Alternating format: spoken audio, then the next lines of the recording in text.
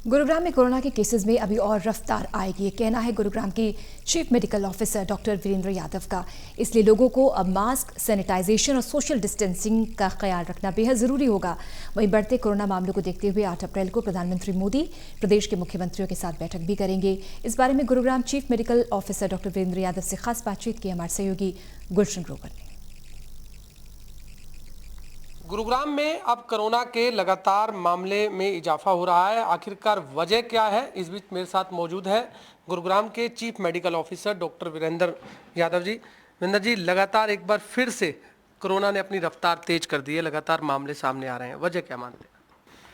बिल्कुल, गुरुग्राम की बात करूं, प्रदेश की बात करूं या देश की बात करूं, आपने देखा होगा कि लगातार कोविड के केसेस में इजाफा और पहली बार संभवतः एक दिन में 1 लाख से ज़्यादा केस पूरे देश में आए हैं। इसी तरह गुड़गांव में भी पहले जहां 30 या 40 केसेस थे, अब ऑलमोस्ट हम धीरे धीरे 200-300 से होते होते 500 से 600 के आसपास केसेस पहुंच गए। ये एक्सपेक्टेड था। जैसे आपको याद हो, दिवाली के बाद भी केसेस में इजाफा हुआ था। फेस्टिव सीजन होली आया, होली के बाद हम एक्सपेक्ट कर रहे थे कि केसेस में एक डेफिनेटली इजाफा होगा। लोगों की लापरवाही और लेक्सिटी जो सामने आई है, भीड़ भाड़ के एरिया में बाज़ार में जाना, फेस्टिव सीजन के दौरान सोशल डिस्टेंसिंग की पालन ना करना, मास्क बिल्कुल पहनना ऑलमोस्ट बंद कर दिया था। तो पहनते थे तो सिर्फ इस पर्पज़ से कि बस दिखाने के लिए या चालान से बचने के लिए, या उसको पूरा फेस कवर ना करना, सिर्फ अपनी चिन पर रखना, ये सारी चीज़ें, और सैनिटाइजेशन ना करना।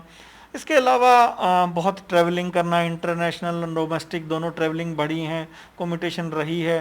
और फेस्टिव सीजन में लोग खास करके होली और दिवाली में दूर दराज के लोगों से लोग आते और जाते काफ़ी ज़्यादा मात्रा में हैं।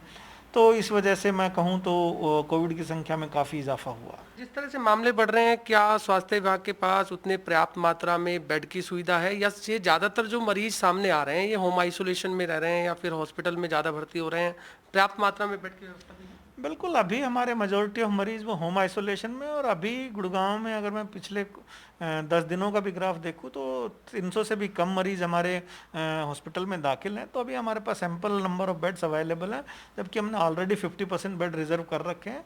जरूरत पड़ेगी तो हम इसको 75% तक भी लेके जा सकते हैं। लोगों को सर क्या मैसेज देना चाहेंगे कि बढ़ते मामलों को देखते हुए कैसे उस पर रोक लगाई जाए, लोग आपकी किस तरह से सहायता कर सकते हैं? मैं लोगों से एक ही अपील करूंगा, ना केवल गुरुग्राम बल्कि प्रदेश और सारे देशवासियों से, जब तक आवश्यक ना हो घर से बाहर ना जाएं। ट्रैवलिंग को जब तक पॉसिबल हो अवॉइड करें। अगर आप वर्क फ्रॉम होम कर सकते हैं तो बहुत अच्छी बात है।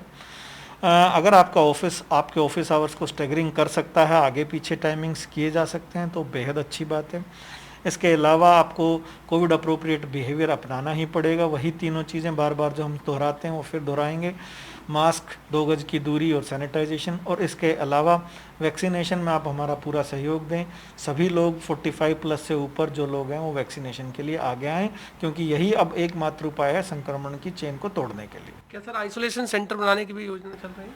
आइसोलेशन सेंटर्स तो ऑलरेडी हमारे चिन्हित हैं, अगर जरूरत पड़ी तो हम उनकी संख्या में इजाफा कर सकते हैं। बहुत बहुत धन्यवाद सर। आपने सुना गुड़गांव के chief medical officer doctor Virendra Yadav को, जिनका साफ तौर से कहना है कि अब लोगों को सचेत रहने की जरूरत है। जिस तरह पहले भी कहा जा रहा था कि 2 गज की दूरी, मास्क है जरूरी, अब लोगों को इसका पालन करना बेहद जरूरी है। कैमरामैन जयदेव के साथ गुलशन ग्रोवर, गुरुग्राम।